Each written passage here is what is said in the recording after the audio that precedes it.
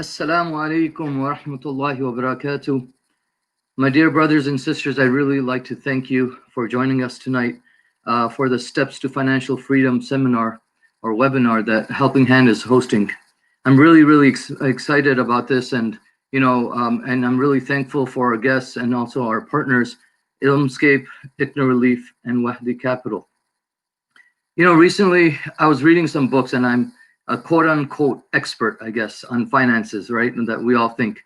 And the guests here, they'll probably scoff at me when I say this, but I read like three different books, right? So Dave Ramsey's Total Money Makeover, Financial Peace Planner that he wrote, and then Money Master the Game, right?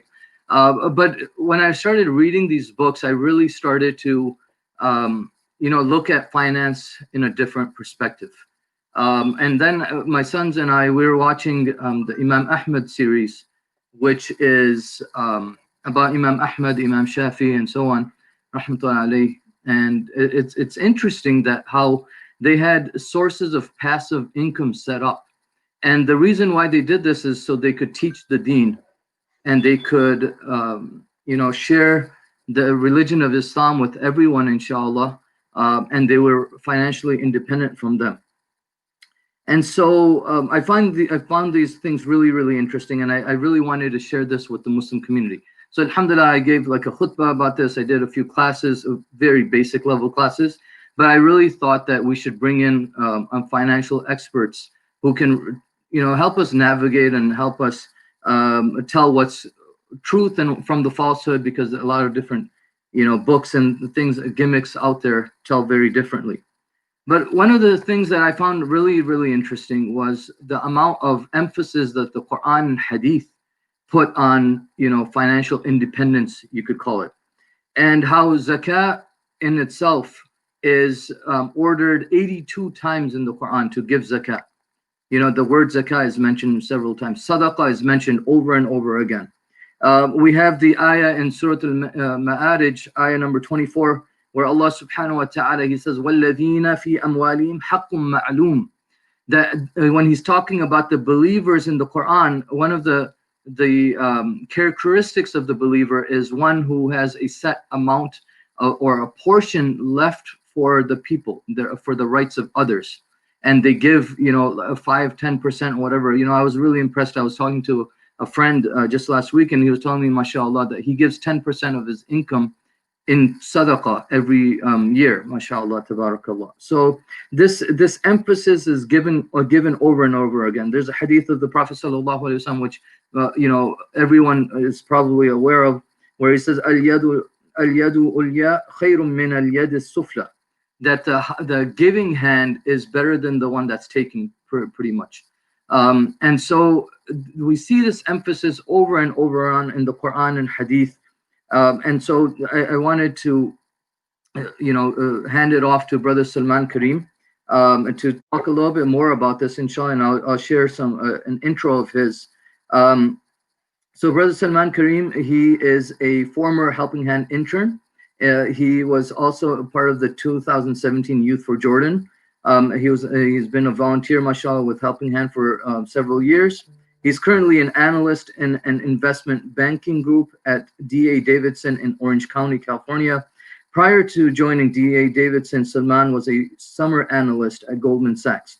Salman received his BA in finance from the University of California, Irvine, and he'll be talking to you about personal finance and budgeting. Jazakumullah khairan. I'm going to hand it off right now. Thank you. Bismillah ar-Rahman ar-Rahim. Assalamu alaikum. My name is Salman, as Brother Wasim mentioned. And so I'm currently an investment banking analyst. And, although in investment banking, we largely work on transactions for corporate clients and helping them to raise capital and execute their strategic initiatives. Many of the core and fundamental financial principles that are used to advise some of these larger organizations and companies can really be applied on an individual level as well. And, from my perspective, I think, personal finance is something that I'm super passionate about. And I feel like financial freedom is something that isn't talked about enough. And today I want to talk about 3 specific topics within personal finance. So the first is how to, sort of the importance of having a game plan through effective budgeting, how to avoid debt, and how to maintain a high level of discipline as it relates to saving and investing. So I'll dive straight into the first topic. So, the importance of having a game plan through budgeting. And so, like anything important in life, being financially successful is going to require adequate planning and time. And most people sort of disregard the importance of tracking and budgeting expenses. And this often leads to, a general lack of awareness as it relates to their expenses relative to their income. And so I want to simplify the budgeting process in 3 or 4 simple points. And so first and foremost is going to be, the importance of tracking your net income. So this is going to be your salary minus your deductions, such as, Social Security, taxes, 401k. And this is really going to give you a good understanding of how much money is coming in every month. The next step is going to be allocating a portion of your net income into savings. And so it really depends on your individual financial objectives, how much you really want to save. It could be 10% of your net income, 15 or 20%. So it really depends on your objectives, but you do want to allocate a portion of that income into your savings that you're consistently going to save. Third is going to be tracking your expenses, both fixed and variable. So let me break that down a little bit. So your fixed expenses are going to be more consistent every month. So those are going to be expenses like, your rent or the lease payment on your car, while variable expenses can fluctuate from month to month. So that'll be, expenses related to eating at restaurants, groceries, and other shopping. And so, as you're sort of tracking, your income, your savings, your expenses, you're going to want to start analyzing how you can optimize your expenses relative to your income to maximize your savings. And so it's important to note that it's going to be the easiest to start cutting from your variable expenses. And so one example of that is going to be, deciding to cook at home multiple times a week as opposed to eating out at restaurants. So what this is going to do is it's going to increase your grocery expenses, but it's going to reduce your expenses related to eating at restaurants, and your net variable expenses is going to go down. That being said, once you've sort of optimized your expenses, you're also going to want to look at your fixed expenses. So oftentimes, it'll kind of be a harsh reality where, maybe that new car lease that you got might not be affordable relative to your budget. And it'll be, it'll require more discipline to sort of cut down on those fixed expenses, but it might be necessary for you to meet your financial objectives. So now that we've talked about, sort of your income, your savings, as well as tracking your expenses, the most important part of this entire process is going to be consistency. So making sure that you're actually on track with what you've budgeted and planned, and constantly analyzing and looking at how you can optimize your personal finances. Although initially you might have cut certain expenses, there might be additional areas where you can increase your savings and thereby, sort of optimize your financial goals. So going hand in hand with, sort of being on top of your personal finances and tracking your expenses, sort of the second topic that I want to talk about is avoiding debt. So, if you're not tracking your expenses to begin with, it's going to be extremely easy for you to sort of lose track and start using debt to finance some of your purchasing habits. And so the easiest way to do this is sort of through credit card. And it's no surprise that credit card debt is at an all-time high in the US. And when we swipe our credit card, it doesn't necessarily feel like we're borrowing money. And when you're struggling to make ends meet, it can be pretty hard to avoid the temptation, to use credit that's readily available. So it's extremely important to be cognizant of that. But going back to the point of budgeting, if you've sort of tracked your income, your expenses, allocated a portion into savings, you shouldn't come across this issue where you're making purchases in excess of your income and having to finance it through borrowing. And so, really the first point kind of feeds into the second point, where if you're able to stay, consistent and disciplined with your budgeting, you'll be able to effectively avoid debt. And so this kind of leads me into my third point, which is, maintaining discipline as it relates to saving and investing. So now that you have a portion of your net income that's being saved every single month, you're going to want to start allocating that capital. So the worst thing that you can do if you want to achieve financial freedom is just sitting on excess cash.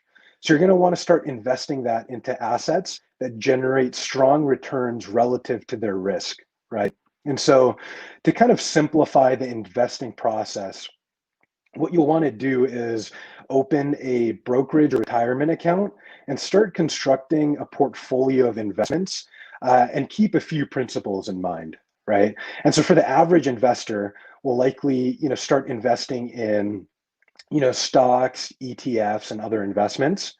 But what you'll want to do is stay consistent with it and invest a small amount on a regular basis. Oftentimes, what happens is, if you have a small amount of savings every single month, you might feel like, it's not worth it for you to invest this money, because even if you make a strong percentage return, it's not really going to have a material effect on, sort of your savings. But it's important to keep in mind that even small investments add up, and the path to financial freedom, it doesn't come overnight. It comes over time through discipline and consistency. So that's an extremely important point that I want to emphasize. The second is, holding on to investments longer term. For the average investor, constructing a well-balanced portfolio, and sort of holding on to that, obviously with the exception of rebalancing occasionally, is sort of the best and least risky strategy, as opposed to kind of jumping in and making a ton of short-term trades. And so oftentimes, people who go into investing initially and don't, have a strong grasp in terms of, what they want to get out of those investments, will oftentimes, just follow the markets, look at short-term price changes, and start buying and selling their investments based on that. But for the average investor, it'll be a lot less risky to sort of have a longer-term investing strategy. And lastly, and most importantly, is going to be diversification. And so don't put all of your eggs into one basket. Everyone knows investing is a risky business, but you're able to diversify some of that risk away by constructing a well-balanced portfolio. So you don't want to invest in a single company, a single sector, or a single geography. You want to have your investments across a variety of different assets, which are going to generate strong returns relative to their risk. And so, to kind of summarize these points, like I mentioned, I mean, financial freedom is something that a lot of us are striving towards, but not something that you can achieve very quickly. It'll come through discipline and consistency. And if you're able to apply many of these financial principles over time, hopefully you'll be able to work closer towards achieving that goal.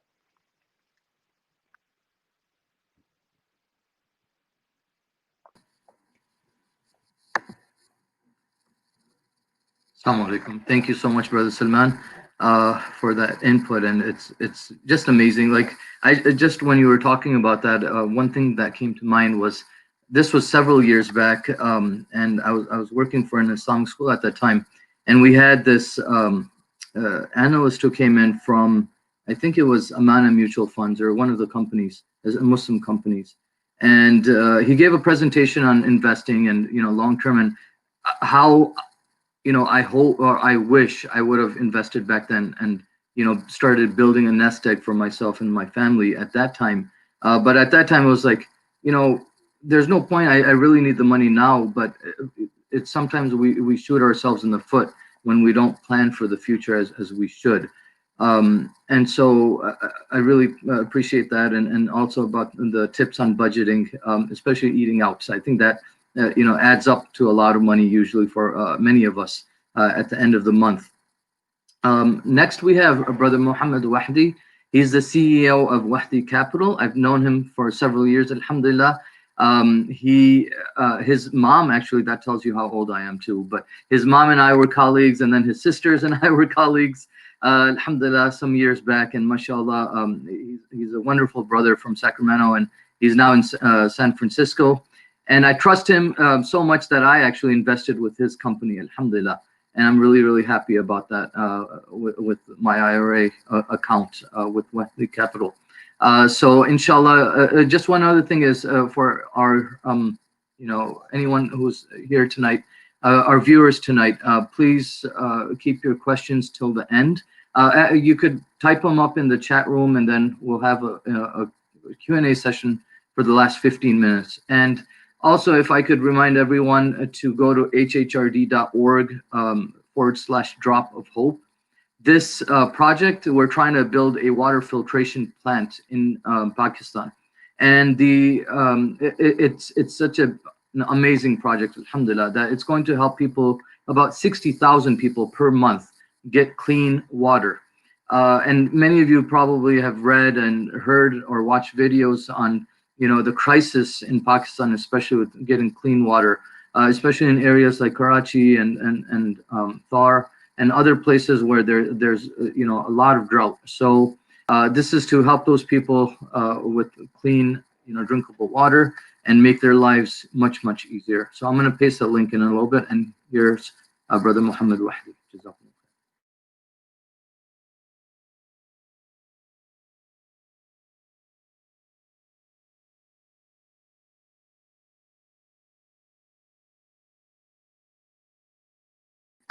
Brother Muhammad, I can't hear you. I don't know if you're muted or...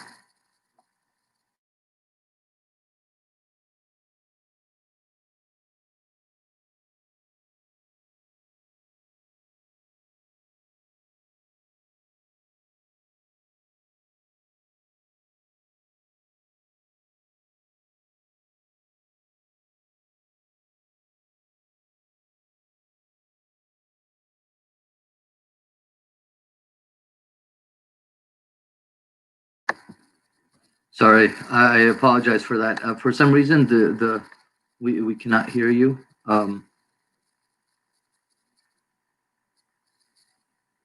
Maybe you're muted on the phone. Let me see. I think you're here. You're good on this side.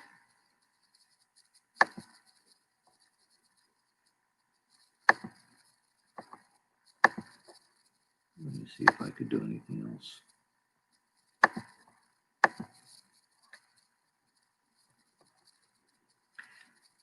Brother Muhammad, do you want to maybe leave and sign back in? Possibly, that might work. I'm not sure. Hear me now? Can you hear me now? Yep. Awesome. Thank you. Okay, perfect. sorry about that. I've got so many widgets and devices connected to my laptop right now. I don't know what is recording or not. Brother Wasim, thank you for having me on. I really appreciate the chance to kind of spread some education about personal finances and investing.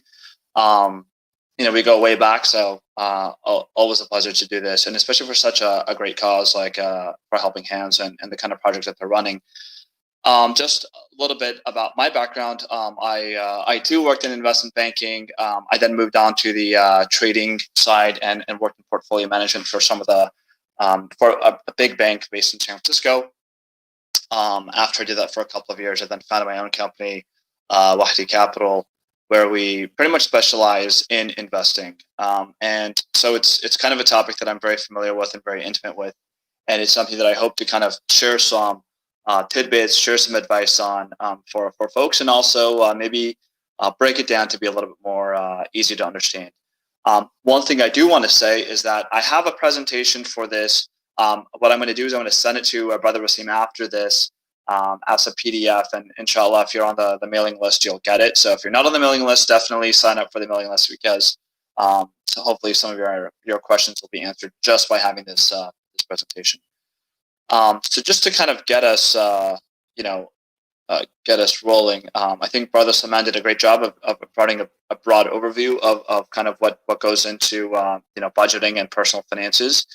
One of the things that I want to talk about very briefly before we jump in is, in on the minds of not just of you or many people listening here, but also on the minds of people in Wall Street is this concept of wealth inequality. And so one thing I do want to say is, many times you may see your neighbor or someone around you that is able to invest, has that spare capital, and you're wondering, like, how are they able to do it? And to be frank, it is a challenge for many people. So you're not the only one. If you feel that you're running behind or you're not able to invest or reach your financial goals, you're not the only one. This is a phenomena that is unfortunately exacerbated by the current crisis. But it's important to know that you're not the only one, and that there is a path to get better. But that it's also very important to be realistic about your expectations and to kind of know what it entails. But to kind of take a step back and to start with the presentation itself, what I really like to start off with is just the topic itself of why should someone invest?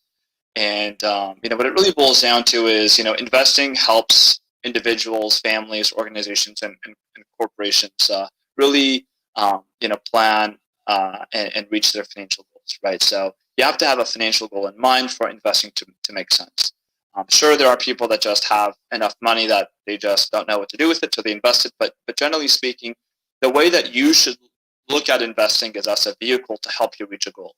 And the kind of goals you may have could be things from, say, giving to charity, right? Like establishing a wealth or a trust, helping by saving for retirement, right? To make sure that you have some income or some assets that you can tap into once you can no longer work.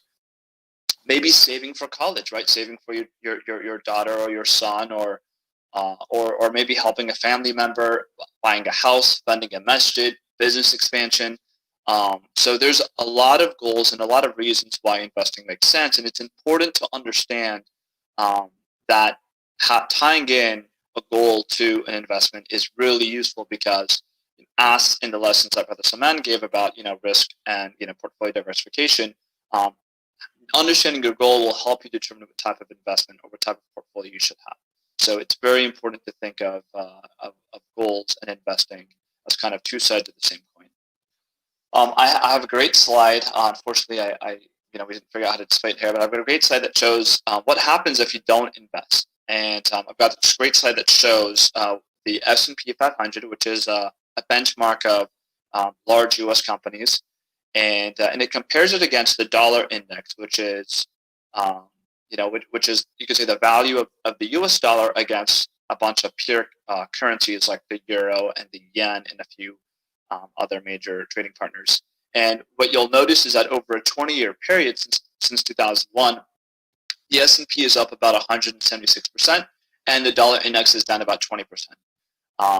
In simplistic terms, it means that if you participated in the markets, you would have made some money in excess, right? So if you had say $10,000, you now have more than that, right? You'd have a bit over double that. And then, but if you kept it in cash, right, the value or the cash value of that in inflation terms or in a dollar weighted sense is actually, you've actually lost a bit. And I think that's really important because there is a cost to missing out on opportunities, and it's important that you make sure that you understand that these costs can magnify and they can compound over years. So you might think that, okay, well, if I keep a bunch of cash sitting today, I'm not going to miss out on a bunch. But if you keep that cash sitting for 5 years, 10 years, 20 years, 30 years, you find that you actually miss out on a lot. The biggest kind of example that I've had in my life is my grandfather back in India bought some stocks in some companies back in the 1930s and 40s. I'm not sure if they're worth anything today, but if he invested that money in the U.S. stock market, they would be worth a lot of money today. So thinking about investing and the opportunity cost of not investing, I think, is another thing to always consider, because it should help drive urgency whenever you're thinking about what to do with that extra dollar that you have. Another way to see it too is, investing is not necessarily, when you're tying it to a goal, it doesn't necessarily have to be something necessarily in your lifetime, right? It could be something that you set up as a foundation to help, say, an organization like a masjid or a community-driven action like establishing a sewage plant, for example, in another country. So there's a lot of reasons to invest. There's a huge cost if you don't invest. Why aren't enough people investing? And again, for that, it's pretty much, I think it really boils down to two things. One is the lack of knowing how to invest. And then the other thing is just that, sometimes people just don't have the means to invest. And so that leads me to the next topic of, well, then what are the ways that you can potentially invest? Before I jump into that, though, just really quickly, some of the lingo that gets thrown around is kind of confusing. So I just want to provide some definitions. When people are talking about investing and they're talking about a portfolio, what they typically mean by that is you go and you buy some type of a security or some type of an asset. And this could be like an equity, which represents the ownership of some underlying asset, right? So if you buy a house, you own equity in your house, right? You have an ownership in your house. And also, if you start a business, you have ownership of your business. And then there are things that are like debt related. Those are called bonds or fixed income products. Normally in Islamic circles, we won't really discuss them because they're interest bearing and we try to avoid them. But those are things that are debt related. You have currencies, right? So if you and this is just kind of an interesting economic phenomena, but if you had a bank account with $10,000 and you started a business in Japan 20 years ago and you kept the money in the Japanese currency, and then you try to convert that money back today in dollar terms, you'd get a different number. And that is a type of an exposure and type of risk that can also be invested in, but typically it's through the byproduct of, say, investing in a company in another country or investing in, say, a house or a property in another country. And then finally, another investment that is commonly known is a commodity like gold, or buying. You can buy gold on an exchange. You can buy an exchange traded gold product like an ETF. Commodities like oil or lumber or iron. People buy and sell that. Those are also investments. There are inputs that are used to manufacture other goods, but they're still also investments in themselves. Going on to the topic that Salman touched about risk and return. We in the financial world, we often see that risk and return go hand in hand, right? So there's somewhat of a linear relationship between the two, and what that means is if you need more return, then you need to take on more risk, and if you don't want to take on more risk, then you're not going to get as much return. And that type of relationship is very important to keep in mind because to solve that problem, you really have to think about your goals and how long you have to reach your goal. If you are investing for retirement, then maybe you can take a little bit more risk because you may have, say, 15 or 20 or 30 years until you need to pull your money out. But if you need to invest for a down payment on a house you're expecting to purchase, say, in the next 6 months or next year, you probably don't want to put all of that in Tesla. So it's really important to think about these things. It's almost like a multi-dimensional issue, right? You want to think about risk and return in relationship to your goal, and then together, holistically, you've got a portfolio. That's really what it boils down to. In regards to some of the accounts, so how does one actually, do this? Accounts are very confusing. I've got a very funny story. I was asked to speak at MJA a couple of years ago at one of their conferences, and I gave a presentation on just accounts, so like an individual brokerage account or an individual retirement account. And one of the imams came up to me afterwards, and he was like, "Oh, brother, thank you so much for giving me that presentation for doing the presentation because before I heard you speak, I thought an IRA was a bond, and I told everyone that it was haram." So that's just like a misconception that's kind of thrown out around there, that there's a lot of anxiety around the different types of accounts, right? Because it's confusing. You go to Charles Schwab, or you go to Amana, or you go to any of these companies, and you're trying to open an account, and you have a lot of choices, and it's hard to know which accounts make sense for you. Typically speaking, the thing to know about accounts is that the difference between accounts really boils down to who owns the account and what's the tax treatment on the account. So who owns the account, that determines if it's a joint account or if it's an individual account. And then the tax treatment on the account, we normally like to classify accounts by being either post-tax, that means that the money you put into the account is after taxes. So if you've been paid a salary and that salary went to your bank account and then you took the money from your bank account and put it into an account, that's called a post-tax account. So an individual brokerage account is great for that. And then we have accounts that are pre-tax, right? So those would be like a 401k, which is an employer-sponsored plan, a 403b if you're in a nonprofit or you work for the state, and then an IRA or an individual retirement account. Those are things that are pre-tax, which means that one, you can either deduct them from your taxable income, or there's going to be a certain tax treatment. So, for example, whenever you're making an investment, say you buy shares in a company and you sell the stock, and so you made a profit.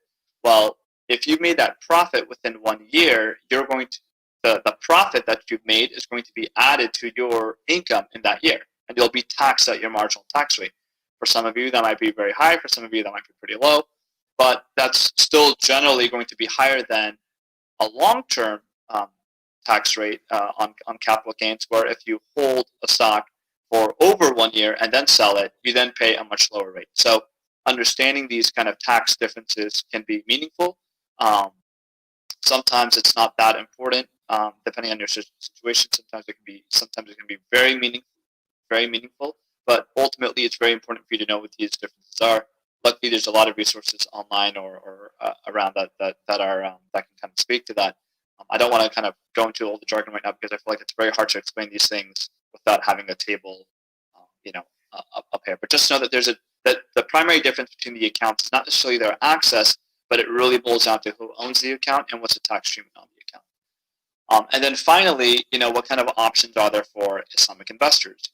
There's nowadays there are dozens of various Islamic investing options. I don't want to say in the old days, but back when I first started in the investment world, there might have been a few big companies like Amana Funds was around, Iman Funds, Nazat Funds.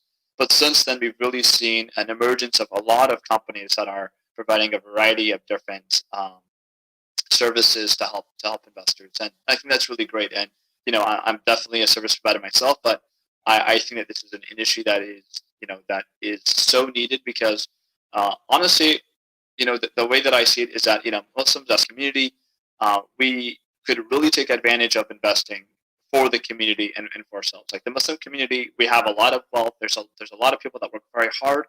There's a lot of people that have very good jobs, and then there's a lot of people that don't that may potentially need some help. And for that, we kind of have to build community, and part of community is building wealth. And in order to build wealth, we have to have education. So that's really kind of my goal here. As long as we have mechanisms for Muslims to kind of put away capital and grow, that's what really matters at the end of the day. So that way we can all kind of prosper together. So inshallah, I think that'll kind of wrap up my segment, and then I guess we'll move on to Q&A, inshallah.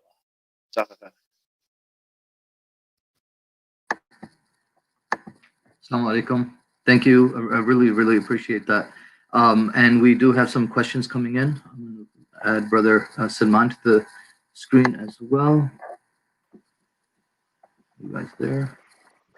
Let me see if I get all three. Okay. I think that works. Okay. So I'll go ahead and start with the first question I have over here. So this question, I have a question for Salman. Said we should invest long-term in things like stocks and don't touch them for a long time. Then how do we profit from this if we never touch it? I guess. So that's a good question. In general, obviously, you'll sort of realize the gain on your investment once you actually, sell your investment. But overall, the value of your portfolio is still going to grow. So even if you have long-term investments, that capital is continuously going to accumulate. And, eventually when the time is right, you'll still be able to liquidate and sort of realize the value of that investment. Great. Thank you. And next question over here. Is it better to invest in a traditional IRA or a Roth IRA for someone who is younger and just beginning to plan for retirement? So, Brother Muhammad, if you could take this one. Sure.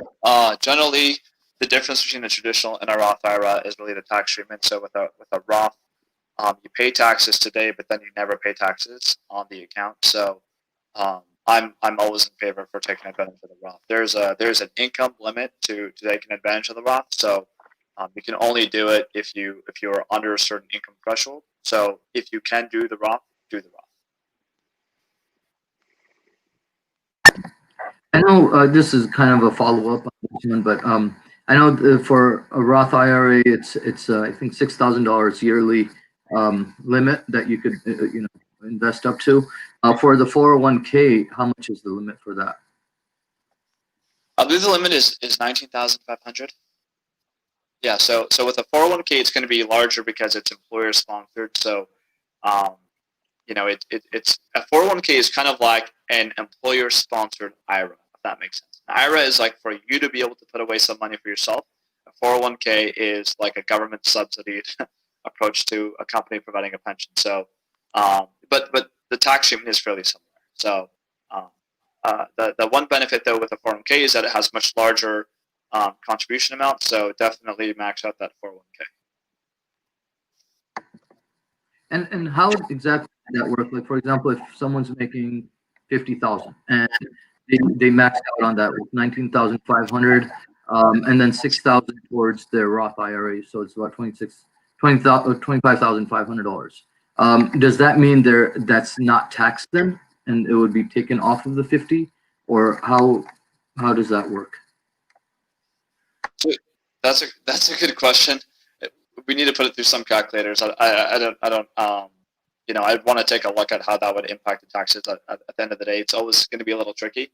But one thing I will tell you is if you're making $50,000, you probably wouldn't be able to put to max out those contributions unless you're like completely like working under your living with your family and having all of your expenses subsidized. That's probably a little unrealistic, right? If you're making 50K a year and putting away half of your annual income into some investment. But one thing I would say is that from an order of precedence, definitely put money in your 401k first. Typically, most companies will also provide some kind of a match up to the first, say 6% or so. So it's a way to, I don't want to say get free money, but you get your employer also putting money into the account for you. So that's definitely a benefit that you want to take advantage of. And then from there, I would say it's actually more advantageous to put money in a Roth. So put money in a 401k, then put money in a Roth, and then if you still have funds, that you could put money in, that's into the leverage account. Okay, sure. And a question, someone actually texted me. So he said, Brother Salman, what about the Bitcoin? If it's confusing, very confusing. It's used for illegal crime payments. What should we do, especially from the halal? Yeah, I don't know, Brother Muhammad, if you want to take that one. I'm not the biggest expert on crypto myself, so. I don't want to put myself out there as an expert on crypto. Though one of the things that I would say is, people also use dollars to fund bad activities. So just the fact that people are using something illicitly doesn't necessarily make that thing itself wrong. So that's not for me. That's not a good enough reason to say that Bitcoin is haram. But what I will tell you though is that Bitcoin is very volatile, right? It's a technology that is new. And the prices kind of move around a lot. My biggest concern is that I find it kind of funny that there is a lot of people that like Bitcoin who hate the dollar because they hate the fact that the dollar is backed only by the faith and credit of the United States government, but nobody knows what Bitcoin is truly backed upon, right? So I feel like there's a few holes in that logic there. However, with that being said, blockchain is an interesting technology, and a crypto exposure, might be good for, might be okay as long as it's thought about from the framework of the investors' goals and their risk preferences. Okay. Another question was about, this is for Brother Rahmat as well, Brother Muhammad. What does it mean by investing in Wahdy capital? Basically, is it different than stocks? Do you have a variance in how you invest? And I think that's also very pertinent because on the flyer when I was designing it, I put like the halal sticker pretty much on there. and everyone was like, "Why are you putting halal?" And I was trying to, tell people, well, a lot of the investment strategies out there are not actually very halal, as you mentioned. You mentioned about bonds and other things. So, what makes Wahdy Capital different than a lot of the other investment companies that are out there? Sure. Yeah, I appreciate that question. And one thing I want to make make clear is there's a variety of other Muslim investment funders. We're one of them, and we're also typically more niche. But generally speaking, the thing that differentiates like an Islamic investment company or provider from just like a traditional provider is that we're going to screen or filter out companies that don't meet some type of a Sharia compliant standard. So a good example of that is, say you wanted to invest in the stock market. An easy way to do that is to buy the S&P 500, or just to kind of buy the whole market. You can do that nowadays with various funds. The problem with that is that it also then means that some of your money goes to, say, companies that are usurious, right? So you might be investing in say banks, right? You may also be investing in alcoholic beverage companies. You may also be investing in variety of companies that maybe you don't agree with their business models.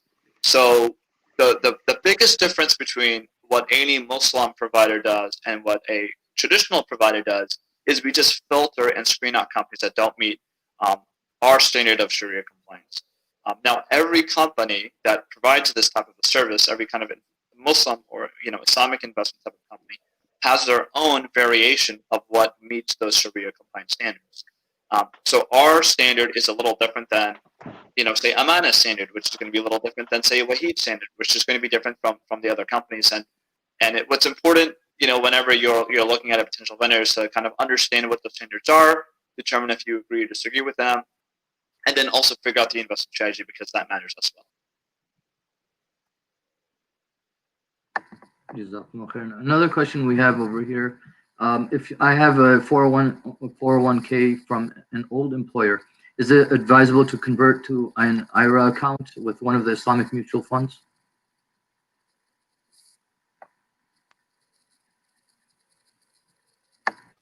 I'll let you take that. Salman, if you can take that one. Sorry. Brother Muhammad, go for it. I would typically say that, yeah, you should, because the thing about if you have an old 401k, it's very easy to roll it over into an IRA.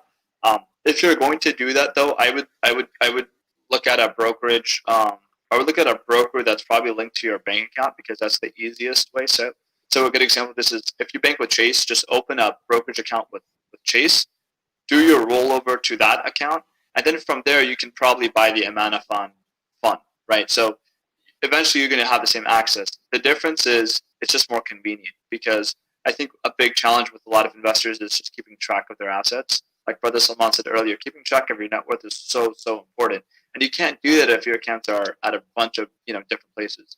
So I would try to make it as convenient for yourself as possible, but only once you really get to the point where you have really like an abundance or like a significant portfolio does it make sense to have more specialized type of accounts or strategies. But initially, as you're just kind of building up your wealth, look for convenience. You can buy Amana funds or a lot of these Islamic funds through almost every brokerage account that's offered. So might as well go with the one that's closest to you. And guess what? A lot of these firms are having like commission fee trading. So I mean, it's also a lot cheaper now. So that's to me is just like a double win. Okay. There's another question by Brother Ali. He says, don't 401ks tend to be questionable in what companies get invested in, especially if there aren't too many choices in what stocks are being bought on my behalf? I think you alluded to this earlier, but you want me to repeat that maybe? Someone feel free to jump in. I'm sure you've got a ton of insight. Yeah, I mean, in this particular issue, feel free to chime in. Sure. I mean, in that case, I'd say for 401ks, like the account itself is not the issue. The issue is your investment options. So typically, there's like two things you could do. One is you could just try to find a fund that is, there are what is really popular today is something called ESG, or we call socially responsible investing type of funds. So what I would do is, it's kind of the concept of, you want to take from the thing that's the least harmful. So definitely try to find a fund that fits that parameter if you don't have, say, access to an Amana fund or an Azad fund or one of the other funds. However, some companies are flexible enough that they'll add a fund that you request. So what you could do is you could go and you can ask the broker on record, which is hard to do, unfortunately, but you could ask the broker to add that fund for you, and they typically will do it. For some 401ks like Fidelity, it'll allow you to actually transfer your money in your 401k into like a brokerage 401k that gives you a lot more flexibility. I highly recommend doing that. One of the challenges with having your money just in a 401k is typically the 401k plan is set up in such a way where the people in charge of running it are very risk averse, and so they really want to limit the choices to make it very simple and easy for investors. But unfortunately, that doesn't really help most of investors because we have some very specific needs.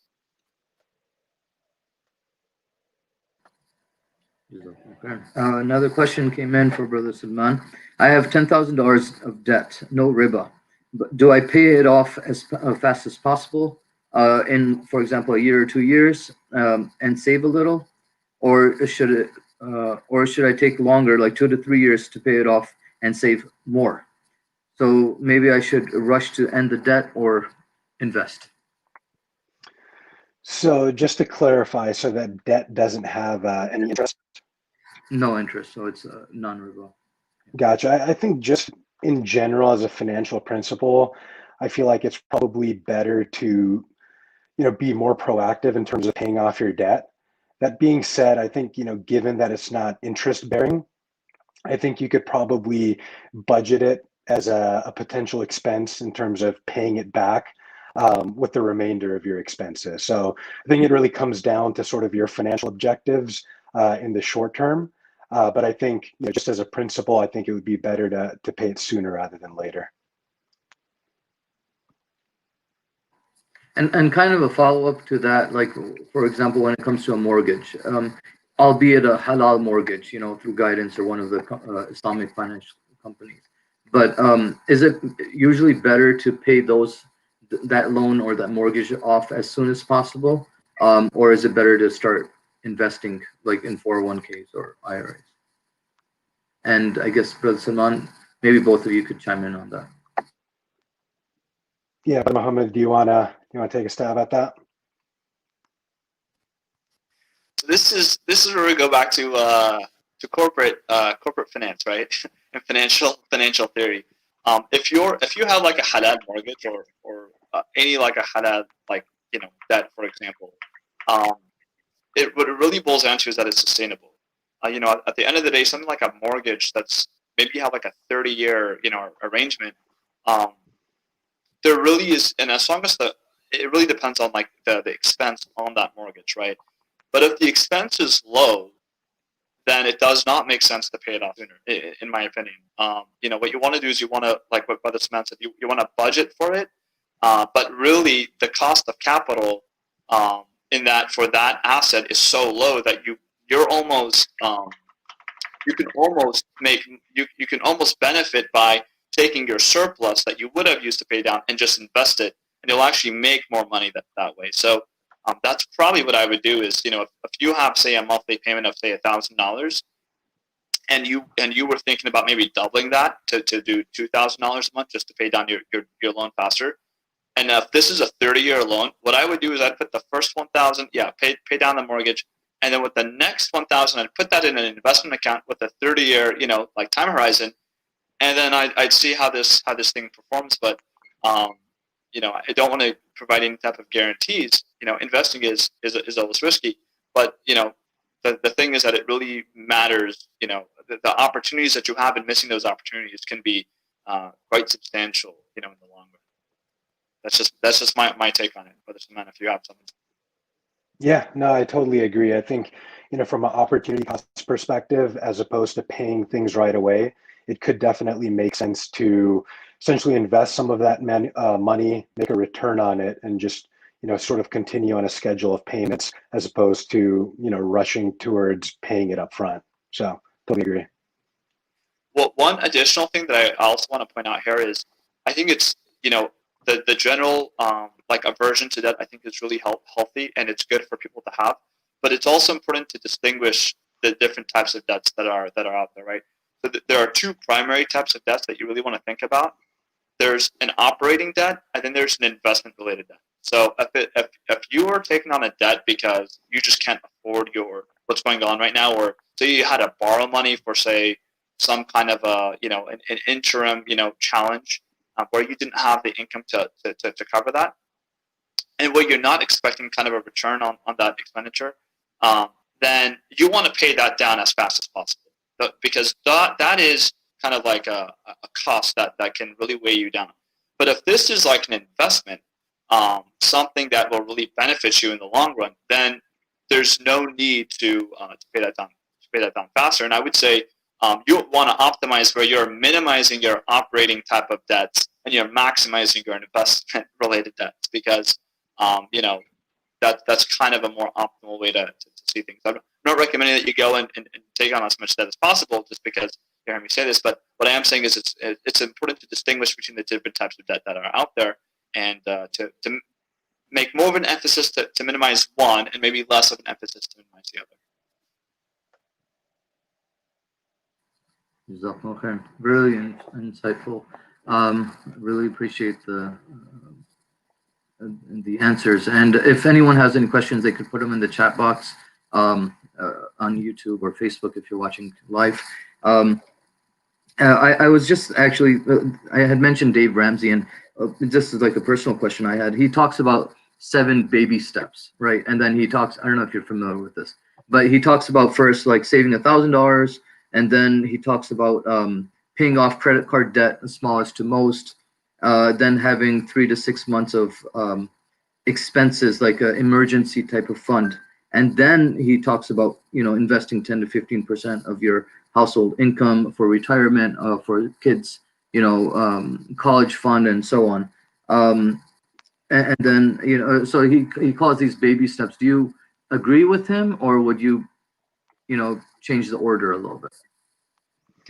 Yeah, I feel like it really is dependent on sort of your financial objectives. I think for a lot of people, taking these baby steps is super helpful, while for others, it's a little bit easier to stay disciplined and budget. So I think it just really comes down to sort of your long-term objectives.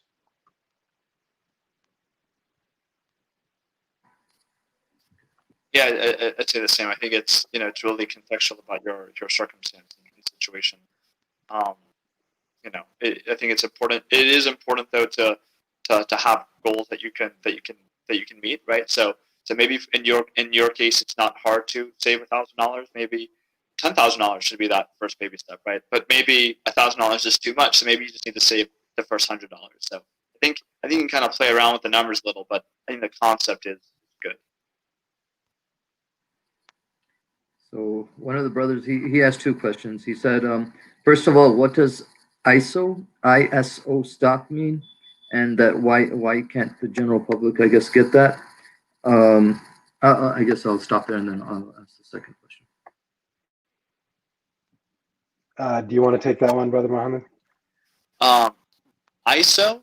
Can you repeat that again, please? It just says ISO. I'm not sure what that is. Oh, sorry. Okay, IPO. Oh. Somebody want to talk about this?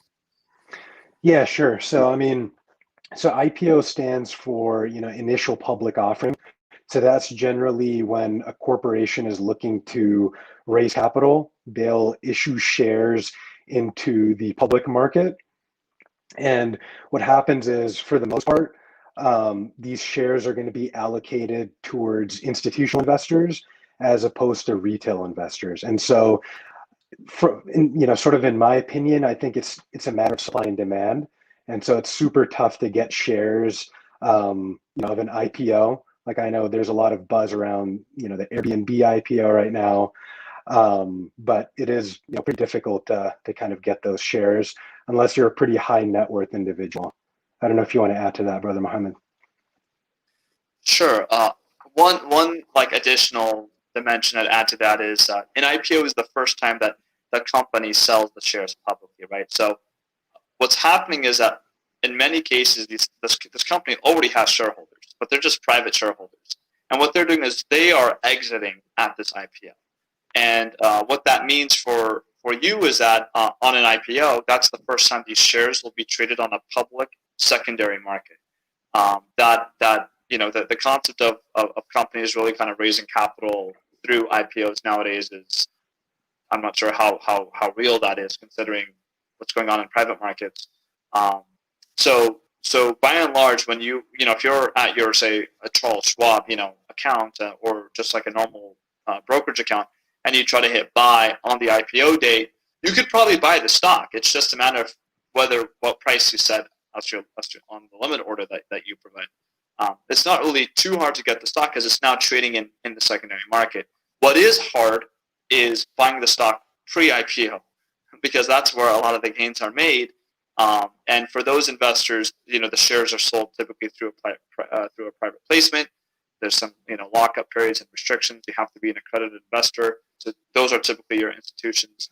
But even on the from an IPO standpoint, as Brother Salman alluded to, that first wave of supply of this new share is going to go to those institutional investors that have been allocated. But then a lot of those guys will just sell this out in the secondary market, and they can participate in that. I think we all wish we bought Tesla when it was an IPO or when it was first coming out before all the splits and all the stuff that happened with it. MashaAllah.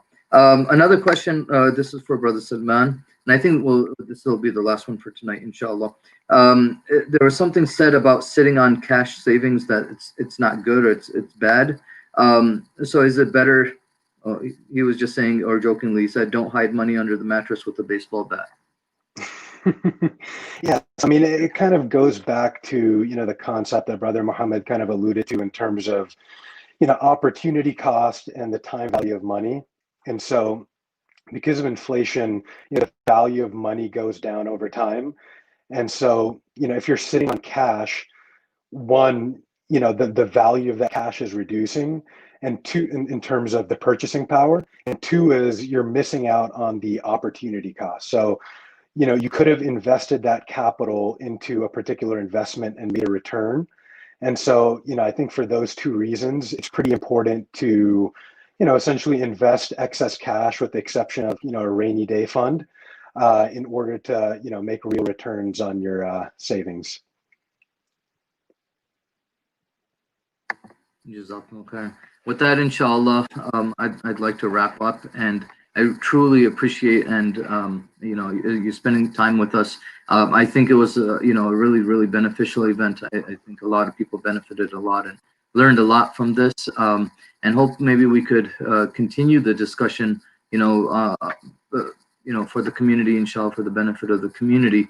And I'd like to end with a dua that the Prophet ﷺ actually taught, which is quite interesting how he taught many different du'as against being in debt. And one of them he would make often, he would say, Allahumma kfini bi halalik an haramik wa aghnini bi fadlik amman siwak. That, oh Allah, make the halal enough for me instead of the haram. And then wa aghnini bi fadlik amman siwak, and bless me or give me a lot of wealth from your fadl, from your bounty, that I'm independent. I don't depend on anyone else. So may Allah subhanahu wa ta'ala let us really, sincerely make this dua, first of all, and may Allah subhanahu wa ta'ala accept it, that He makes us, financially independent, where we're, well off enough to be the upper hand while we're giving people, inshallah, and benefiting others in this dunya and ourselves in the akhirah, inshallah. Jazakumullahu khairan, barakallahu feekum. Subhanakallahumma wa bihamdik, nashhadu an la ilaha illa ant, نستغفرك ونتوب إليك والعصر إن الإنسان لفي خسر إلا الذين آمنوا وعملوا الصالحات وتواصوا بالحق وتواصوا بالصبر. السلام عليكم ورحمة الله وبركاته. وعليكم السلام.